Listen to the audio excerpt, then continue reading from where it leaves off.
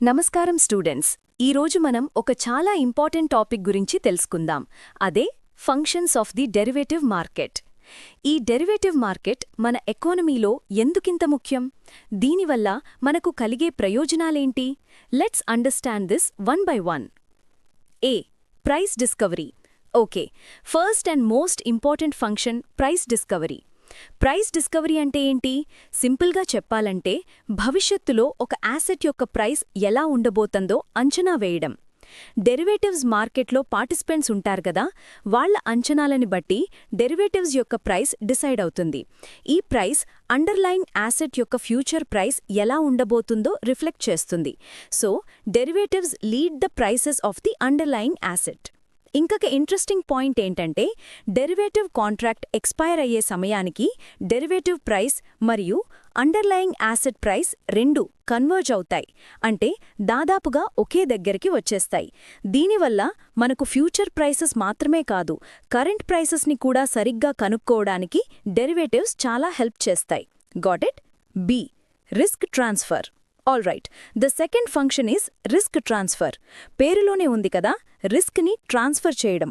అంటే ఎవరికైతే రిస్క్ వద్దు అనుకుంటున్నారో, అంటే రిస్క్ ఎవర్స్ పీపుల్ దగ్గర్నుంచి ఎవరైతే రిస్క్ తీసుకోవడానికి సిద్ధంగా ఉన్నారు, అంటే రిస్క్ టేకర్స్కి ఈ మార్కెట్ రిస్క్ని ట్రాన్స్ఫర్ చేస్తుంది. ఫర్ ఎగ్జాంపుల్, ఒక రైతు ఉన్నాడు. అతను పండించిన పంటకు భవిష్యత్తులో ధర పడిపోతుందేమో అని భయపడుతున్నాడు. అది అతని రిస్క్. ఇంకోవైపు ఒక స్పెక్యులేటర్ ఉన్నాడు. అతను ప్రైస్ పెరుగుతుందని రిస్క్ తీసుకోవడానికి రెడీగా ఉన్నాడు. అప్పుడు ఈ రైతు తన ప్రైస్ రిస్క్ని ఒక డెరివేటివ్ కాంట్రాక్ట్ ద్వారా ఆ స్పెక్యులేటర్కి ట్రాన్స్ఫర్ చేయగలడు. So the main function here is to transfer risk from those who don't want it to those who are willing to take it. C. Liquidity and volume trading. Next, third function is liquidity and volume trading. Derivatives వచ్చిన తర్వాత underlying cash మార్కెట్లో trading volumes బాగా పెరుగుతాయి.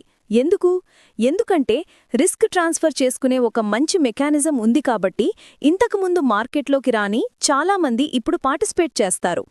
More participants అంటే more trading volume. ఎక్కువ trading జరిగితే మార్కెట్లో liquidity కూడా పెరుగుతుంది. లిక్విడిటీ అంటే ఏంటి? ఒక యాసెట్ని నష్టం లేకుండా సులభంగా తొందరగా కొనగలగడం లేదా అమ్మగలగడం. సో డెరివేటివ్స్ మార్కెట్ వల్ల అండర్లయింగ్ మార్కెట్లో లిక్విడిటీ అండ్ వాల్యూమ్ రెండూ పెరుగుతాయి. డి. More participation.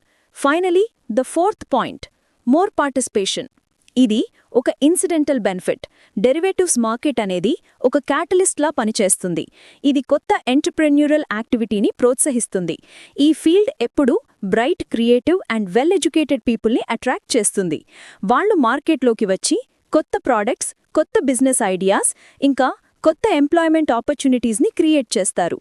దీనివల్ల మన ఎకానమీకి చాలా మేలు జరుగుతుంది.